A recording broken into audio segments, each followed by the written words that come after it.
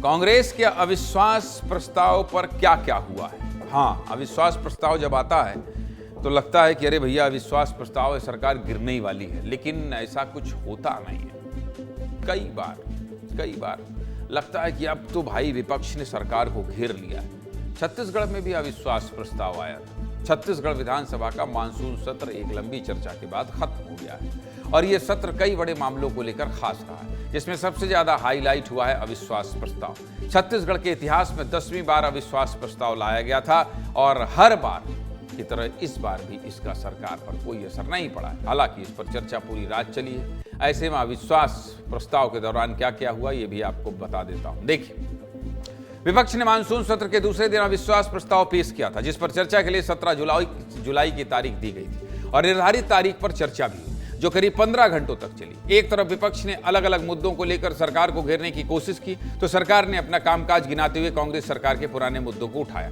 और रात करीब 2:30 बजे अविश्वास प्रस्ताव गिरने के साथ ही मानसून सत्र खत्म हो गया। सबसे पहले ये अविश्वास प्रस्ताव क्या होता है, चलिए आपको ये समझा देता हूं। देखिए, अविश्वास प्रस्ताव सरकार के खिलाफ लाया जाने वाला एक संसदीय प्रस्ताव है, जिसके जरिए यह पता लगाया जाता है कि क्या मौजूदा सरकार के पास विधानसभा में बहुमत है या नहीं।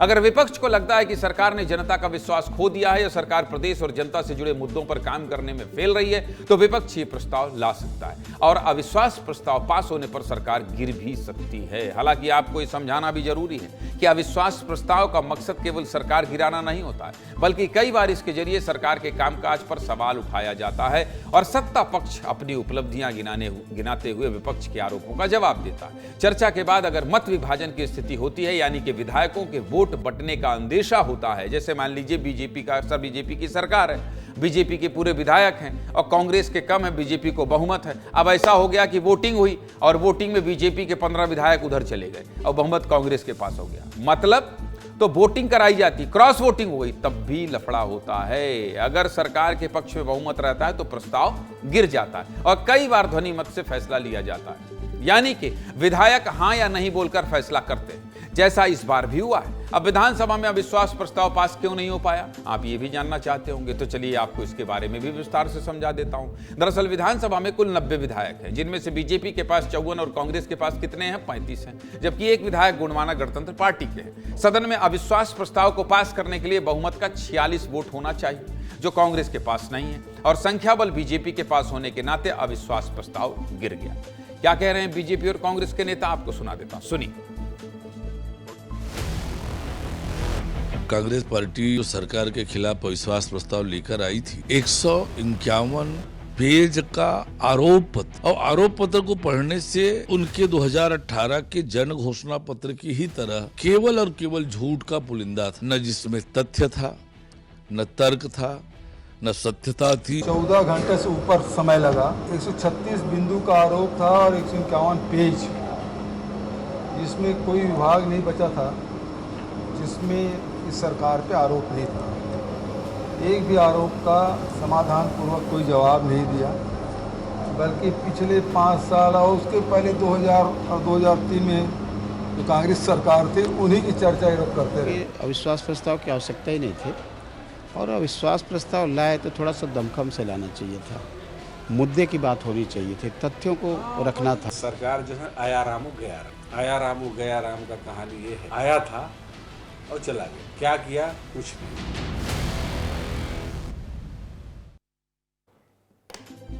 अविश्वास प्रस्ताव पर मुख्यमंत्री साय ने सदन में जवाब दिया और 2.5 साल के कामकाज को बताते हुए विपक्ष पर निशाना साधा।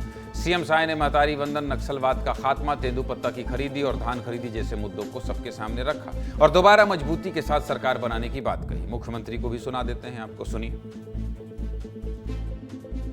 करीब 13.5 घंटा से भी ज़्यादा इस पर चर्चा चली। हमारे मंत्रियों ने, हमारे साथियों ने बहुत अच्छे से कांग्रेस का पर्दाफाश किया है। अविश्वास प्रस्ताव में कोई दम नहीं था, बिल्कुल लचर था। ऐसा लगा कि 2.5 साल हो गया है तो मजबूरी में इस अविश्वास प्रस्ताव को वो लाए थे। तो निश्चित रूप से आने वाले 25 साल तक के लोग शासन में आने वाले नहीं।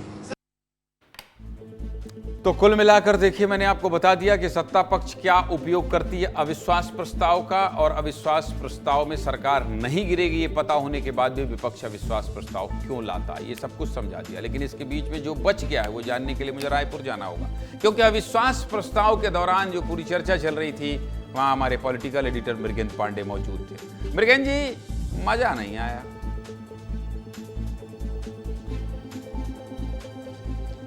मजा तो वास्तव में छत्तीसगढ़ की जनता को भी नहीं आया। जिस तरीके से अविश्वास प्रस्ताव आना चाहिए उसमें मैं 3-4 बिंदुओं में बताना चाहूँगा।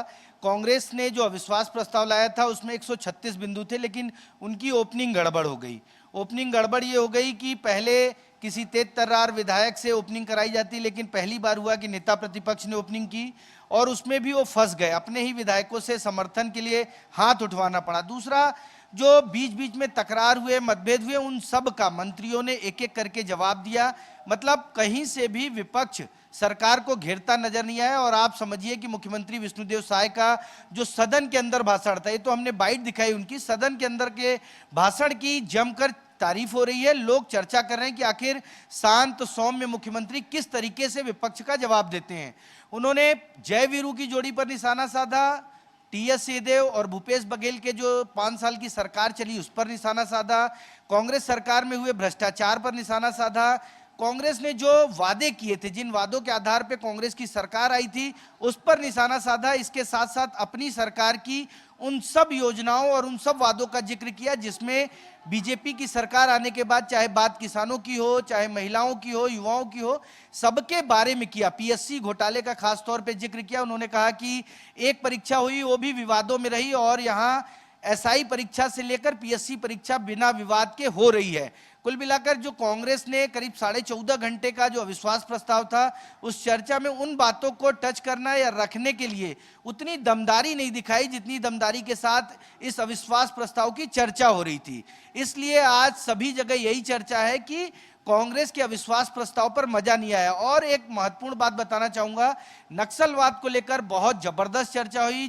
पूरे दमखम से विजय शर्मा ने बातें रखी और बीच में तकरार भी हुआ देवेंद्र यादव से, लेकिन जिस तरीके से विजय शर्मा फॉर्म में थे और उन्होंने बताया कि नक्सलवाद का खात्मा होना छत्तीसगढ़ के लिए कितनी बड़ी बात है, राहुल गांधी किन लोगों के साथ खड़े हैं, उनको किन लोगों के ट्वीट का समर्थन करना पड़ रहा। मतलब कुल मिलाकर ये इसीलिए शायद ओपी चौधरी जो वित्त मंत्री हैं मृगेंद्र जी, इसीलिए कह रहे थे कि इस अविश्वास प्रस्ताव में हमको अच्छे से बैटिंग करने का मौका मिलेगा, खूब चौका छक्का मारेंगे। मतलब पहले से ही सरकार की तैयारी ज्यादा थी विपक्ष से। बहुत बहुत धन्यवाद मृगेंद्र जी आपका।